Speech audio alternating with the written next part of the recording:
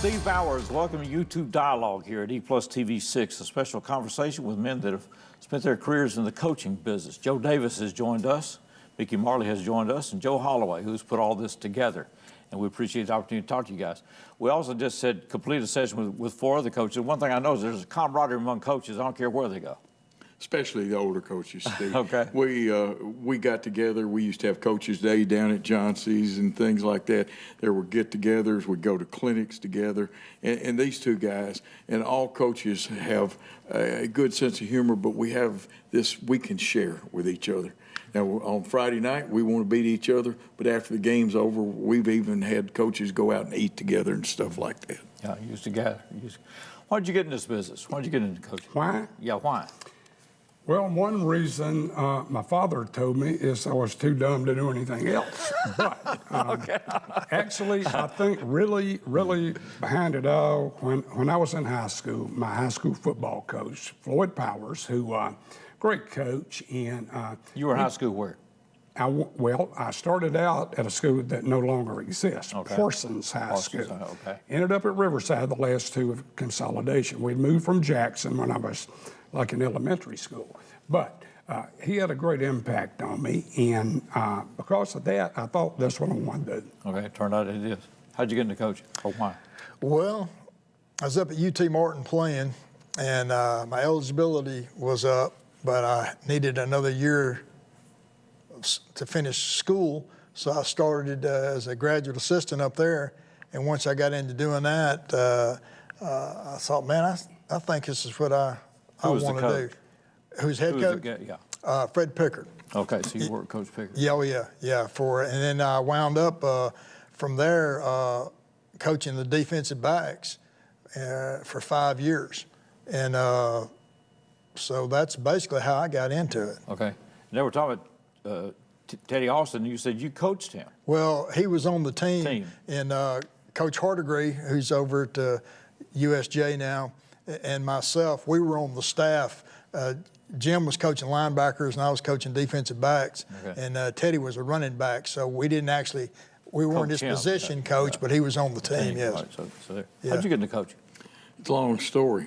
First of all, Dunk DeMomber, the former recreation director here, got me involved in sports. I played baseball, and you played two-hand touch football, not even flag back when I played. I guess we couldn't afford the flags.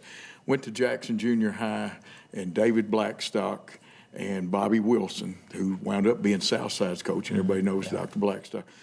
They really got me involved. Of course, the first of 6 knee surgeries started then, and I'd get hurt and play. But when I got to Jackson High, there were some special people up there. The legend Turi Oman, Tom Fan made you want to play, or either you were afraid not to play for Mr. Fan. He pretty tough little All-American tackle at Tennessee Tech.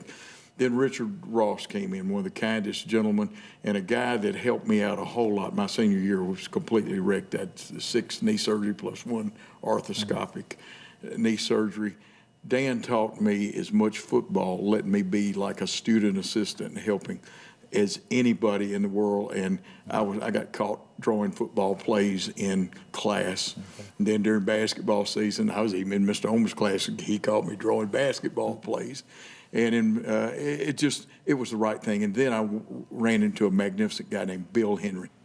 Learned more basketball. He'd been a graduate assistant at UT under Ray Mears. He was hired as a young coach at Union. And of course, under his tutelage, we beat it was Memphis State, then beat them 2 times in a row at their house. They didn't want to play anymore.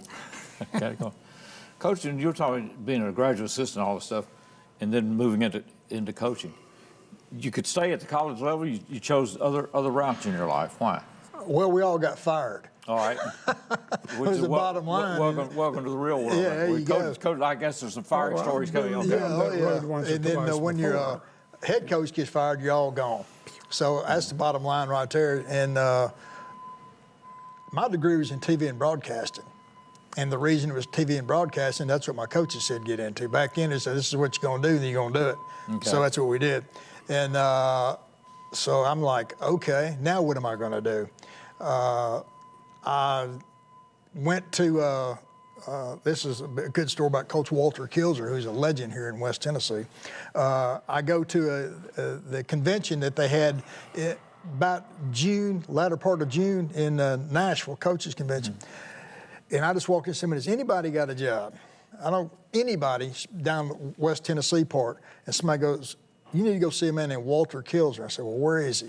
Somebody tells me his number. They described him to me. I go to his room and I knock on the door. I opened it up and there he is. And I said, my gosh, it's got to be you. And he goes, what are you talking about? He goes, they said, look for the oldest man in this building, and it's got to be you. He started laughing. Good thing. Yeah, good thing. So he said, look, I'll be back in an hour, blah, blah, blah. So I came back in an hour, interviewed with him, okay?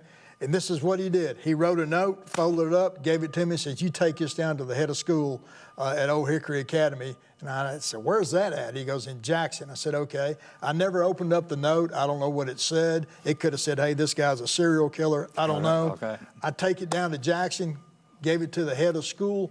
He read it and goes, all right, come back in a week. We're going to interview you, blah, blah, blah. I came back and interviewed, got the job. That's how I started coaching high school football in Jackson. Jackson just said, and you stayed there how long then? All the way up? I was there from 1986 to 2015. Good career move. Yeah. All right, Coach. How'd you get your first job?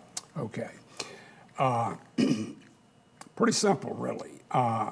Coach Geddes Self. Now, Coach Self had coached high school ball in Alabama. Okay. Then he came to Memphis State, not the University of Memphis back then. He got out of coaching then, but he was over student teaching for guys that majored in phys ed. Okay, and this was who now? Who was this? His name was Geddes Self. He's like in the Alabama Sports Hall of Fame. Anyway, he said, I got you, boy, I got you where you can get in coaching quick. I said, how's that? I'm going to let you student teach, going to get you worked out at Sheffield High School. Okay, and they'll let you work spring practice with them. Coach Joe Faust, I don't know if y'all ever knew Coach Faust, but the real guy was Rube Boyce. Now, if you've ever heard of Coach Rube Boyce, he is a legend. They broke me in the right way. I got to coach with them immediately. Now, Rube Boyce, he actually, people don't believe this, you can look it up. He coached Elvis at Humes High School and told me to kick him off the team if he didn't get a haircut. Elvis quit. But good move for him. He also outran a racehorse, they say, in Arkansas, but when he was coaching there. But anyway, he gets me hooked up. When I graduate you probably never heard of this one, but Corey Junior High School. We were a feeder school to Hamilton. Okay. Stayed there 1 year. Then I get married. We go to Douglas County, Georgia, Metro Atlanta, right up by Six Flags, big 6A school. Okay. Coached there 1 year. A lady, this is weird, a lady who taught at Corey calls me. Joe, would you like to come back to Memphis? I said, sure. Where? MUS. Coach Rudolph, her husband, has an opening. Offensive line coach. I'm there. So I came with Coach Rudolph for, I guess, 5 years, I think it was. 5 or 6, I don't even remember. But that's how I got in, really. Okay. That was my start. Start right there. Okay. Roundabout stories here. All right. In coaching, what's the key to being a good coach? What's the key to being a good coach? I think the best key, I don't know if Coach will agree or not, there's one thing that matters, players. If you got good players, you're often a good coach. If you don't, it's hard to be a good coach. However, all things being even, I think one of the things, let's say we got equal talent. I think what you got to do is you've got to have a plan and follow that plan. And you got to gear your program to the kids you've got. Now, let's take it not from just being a head coach. I was a head coach. I've also been an offensive coordinator in the past. You cannot run the same offense at one school at the high school level you can at another school. You got to fit your program to your kids. Now, Coach may agree or disagree with me. All right, I don't know. What do you think? He hit the nail on the head. I mean, you don't win a Kentucky Derby on a mule. You win on a racehorse. No. You better have some players. And I agree 100% that you got to do what your people can do. Right. And more than that, you got to know your people. You got to know your kids. build relationships with them. Now, those same kids, once you're coaching them, they may think you're the worst SOB in America as far as, man, we're doing this, we're doing it because of discipline, blah, blah, blah, blah, blah. And then 10, 15 years later, they come back and say, thank you. I know that for a fact. That's happening to me now. Okay. And it's happened in the past. So you got to do what your people can do. He hit it square on the head. And I agree with everything they said, but these two gentlemen are they were flexible. They adapted to their personnel. And if you can't adapt to the coach, you're not going to last very long. And knowing your personnel, all those things, but be adaptable. And you know, the theme when we talked to some other coaches today was your kids love you. It's just like last night I got some calls, not about me, but about Bud and O'Neal. Yeah. These two gentlemen, but flexibility, adaptability, along with the discipline. And like I said, you can coach them up all you want to, but if they don't have a little bit of talent, or God didn't give them just a little quickness or a little strength, you're in trouble. Yeah. And there you go.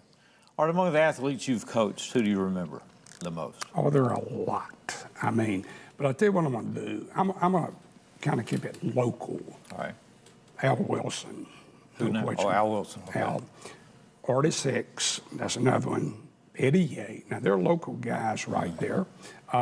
There were some and see, I started doing this, I'm going to forget people because there were so many. Well, I'll tell you one right now I'll never forget. And Dr. Ricky Catlett, our assistant superintendent, because he was one great football player. You coached him where? At Lambeth. Lambeth, at Lambeth, okay. When he played at Lambeth. Okay. And he was a great player.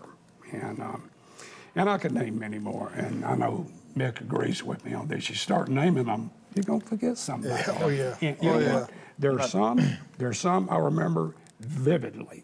They were never stars, never went on and played in college, anything like that. However, you remember them because they were competitors and they're winners in life right now in what they do. And that's just as important. That's right. I mean, of course, I'm going to name three guys just because of the level that they went on to play. Okay. Of course, Trey Teague, Trey Smith, and Ryan Miller. So Ryan Miller's with the Bucks right now, and he played for us in the latter part of my career. But I agree with Joe 100% that, you know, there's a whole lot of kids that were really good players for us. You know, they're in the Hall of Fame now. They're went on to play college football, and then a guy like Lee Mayhall, for example. Lee Mayhall, this is what he did. He was a great player for us, all-state guy, Mr. Football, etc. And he went to University of North Alabama, was an All-America down there. And I said, Lee, I want you to tell me how you got the coaches to really recognize your abilities. He said, Coach, I practiced so hard they had to put me in the game.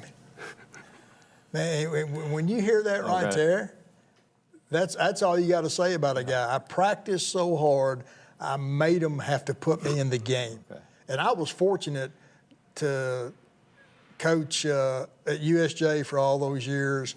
And the thing we had, all those teams had in common, I mean, all of them had in common. Of course, you have up and down years, et cetera, et cetera. But all those guys loved playing football. They didn't like it, they loved it. All those guys cared about their teammates like a brotherhood, and all of them cared about winning. Okay.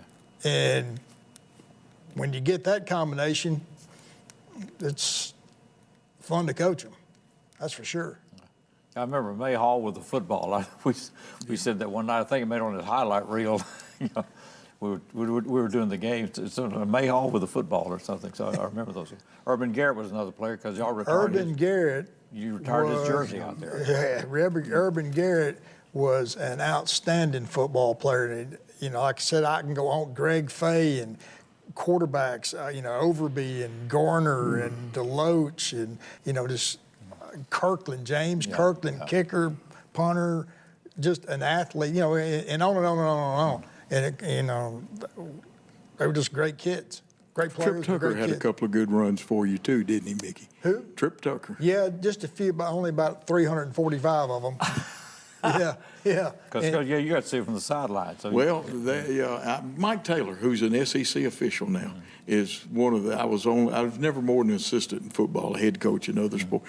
Mike Taylor and Bud mentioned Trey Sykes played at UTM and did a good job. Tim Allen played a little college football and stuff. And then when I was a junior high coach, I did their scouting, but I got to work with people like Sylvester Hicks some, and got to be around those guys. The Kansas Comet, some people called him Randy Renfro that they mentioned, and Harold Cole, who actually played some at Tennessee State, and Harold was on, I think, the taxi or practice squad of the Eagles once upon a time. your best competitor and rival, Wow. team or coach, either one. Well, let's situation. go team. Well, I got to go. I guess it varies from season to season, too. Yeah. When I was coaching in Greenville, Mississippi, the one that was the most competitive that we had to go against was, well, actually there were two, MRA, Madison Ridgeland Academy, and Jackson Prep. I mean, they're going to be, one of them's going to win the state championship every year. There's no getting around it. The largest classification is small schools, private schools. But we did beat them one time and get it. But, and here, I guess it would have to be, and it flips. I said this earlier. When I was coaching at Northside, it was JCM. When I was coaching at JCM, it was Northside. Northside, okay. So, yeah, Okay. that's the way that worked. As we're doing this, they're going to be back together. So JCM's back. So here we go. What about you, Coach? Everybody, Okay. because everybody was trying to gun in for us. In the beginning, No it was doubt. like, yeah, let's schedule USJ, and then it got to where we don't want to schedule them. So it was everybody. Of course, in town, you know, JCS and Trinity, Yeah. those are always big rivalries because kids know each other and et cetera, all that type deal. But, You go back a few years, I remember the Central Bruce and Hollow Rock game. well, see, yeah. Matter of fact, we had some great games. When Rod Sturdivant was coaching up there, he was a great coach, and we had some great semifinal games, and et cetera. But in the beginning, we weren't winning as much, and the more we got to winning, the more it's like, okay. Then everybody's like, well, Okay. There you go. Best coach that you worked with or been around? That I worked under or? Could be, yeah, whatever. You were.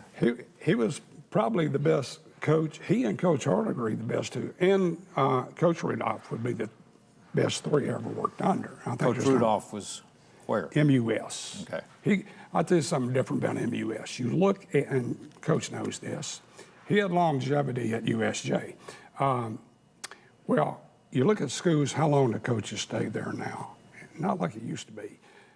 Coach Rudolph took over as head coach in I want to say 56 or 57, something like that. He coached till 94. Bobby Austin, who I coached with, Bobby was on the staff with me in 74 or 5. He took over in 90 whatever and just retired this year. They've got two coaches in over 50 years. Okay. Yeah. Man. Longevity's been your trademark here, in a sense.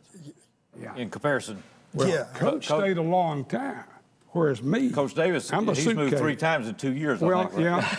yeah. S. O'Neill calls me the suitcase coach. Hey, my kids would ask every spring, hey, Pop, where are we moving next year? I've been everywhere. The coaches you enjoyed coaching against or meeting or Well, didn't like them or whatever? Well, you say that part. There wasn't anybody when we were coaching that like, I don't like this guy, I don't like this guy. I mean, we were all competitors and we wanted to win, obviously. But when it was done, it was done. And then just moved on. It's like one of the coaches said in your prior show here that, of course, we all had the same issues. We're dealing with this. And so I had nobody that I disrespected. Okay. As far as coaches I worked with, Coach Joe's one of the best offensive line coaches that there is. Yeah, you are. Quit shaking your head. You've been nice. Hey, man, he's a good one. And I'm going to add, he's got a good offensive mind, too. And, of course, Coach Hortigree. See, Jim and I played together at UTM. back in the 1800s, it seems like. So I've been knowing him since 18 years old, and man, he's a heck of a football coach. He really is. Tim Gilmer, who's here in town in the system, he was a heck of a football coach. So, you know,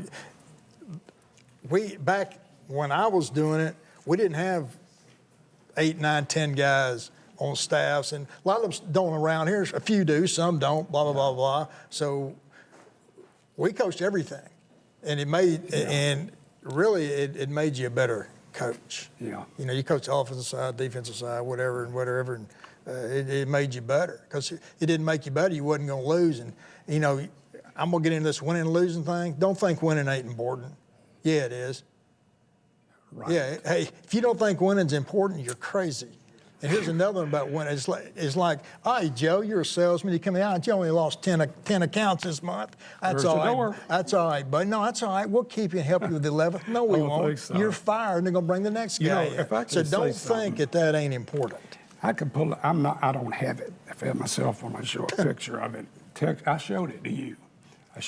What's his name? I got a text yesterday of a guy we both know real well, of himself and Pete Rose. He really does. He knows Pete well. And he sent me this text to him and Pete, right? And Pete passed away. He was one of my idols when I was in high school. That's how old I am. I was a freshman or sophomore. But anyway, if you remember, they asked him, when he took Ray Fosse out at home plate in that All-Star game, I remember vividly, my kids were like just little tappers. I come off the couch and said, yes. My wife joked, my gosh, how could you say that? You know, knocking Fosse out like that. I said, no, he's playing to win, Rita. Well, they interviewed Pete, if you remember, and they asked him, why'd you have to do that? This is an all-star game. He said, look, I didn't mean to injure him. I'm trying to score. I slide head first. He was in the way.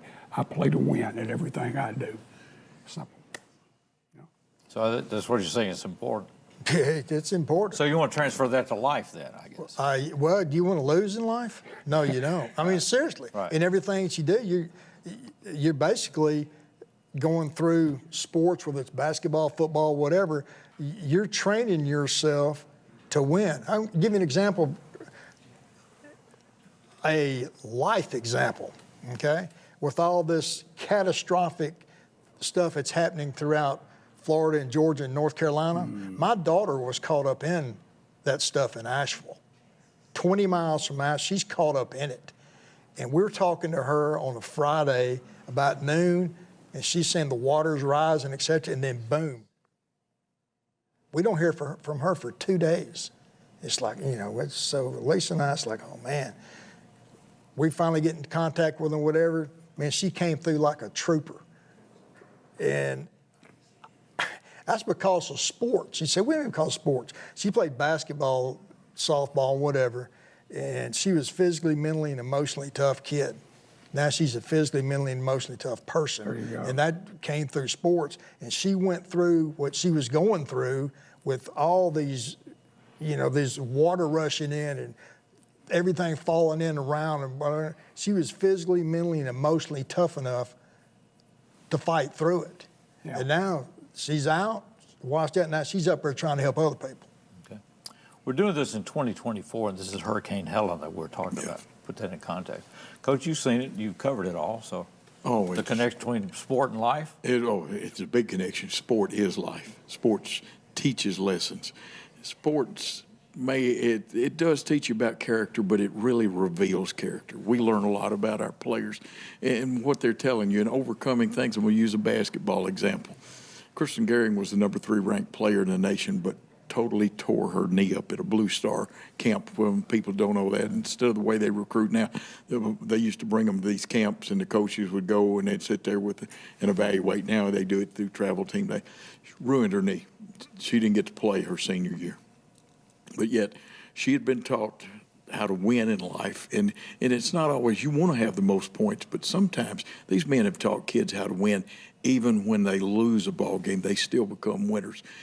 She went to Ole Miss on the All-SEC freshman team, academic All-American down there, member of their 1,000-point scorer club. And that's what these men and the guys before us have taught these kids. We have just a few minutes. Is there a standout play, a moment when you go, yep, these guys talked about some trick plays they pulled out that they still remember. You know, the thing that amazes me about coaches is y'all could recall, if I start on a game, well, O'Neal said he wrote his book out of reading newspaper accounts because he could fill in the blanks. It's all still here. Is it that way with you? Well, there are some that are, there's some that are not, but there's certainly some that are stuck in there, and I don't think they'll ever go away. Some very good. I will share one. Some not so good. Yeah. You know what I'm talking about? Yeah. Yeah. Well, have you got a play or a moment you can share? I'll throw two out. I'll throw a good one, and I'll throw a bad one. I think I see Coach Barnes over there. Am I correct? Right. Yes. Yeah. He could echo this one, the bad one. Okay. He knows this one real well. This would have been, let's get my years right, 87, 89, yeah. Right. We're at Lambeth, and you got to remember, this program was, 4 years old then. Coach Rushing started it.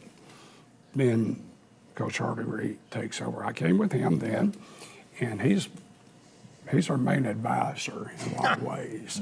And we're starting to get some good players. We're getting some out of South Florida. We're getting some JUCOs. Some of them are clean livers, others maybe not, but they can play football and they're getting their life right. So we lose a couple of games, and we know we're not going to be any playoffs, but we get to play in the first bowl game. And we play it in a blizzard in Fairfield, Iowa. We play Iowa Wesleyan. Head coach, Hal Mummy, their offensive coordinator, Mike Leach. We may have thrown a few passes in there, but we returned the opening kickoff in a blizzard. We beat, I don't remember the score. I don't, so I say remember it. We beat them something like 52 to 47 or something in the blizzard. Now, that's a great memory. Now, here's one not so great. I don't know if I should say this, but I will. I'm not going to say where I was coaching. I won't say. But we are playing Union City. We're not having a good year. We got the ball right before the half, just across the 50-yard line going in. Just, less than 2 minutes left. We're down by 7, I think. Got the ball on the near hash on the home side. We throw a screen pass. And anyway, we catch it, break it in, 6, right? I'm cheering. We're all cheering, happy as a lark.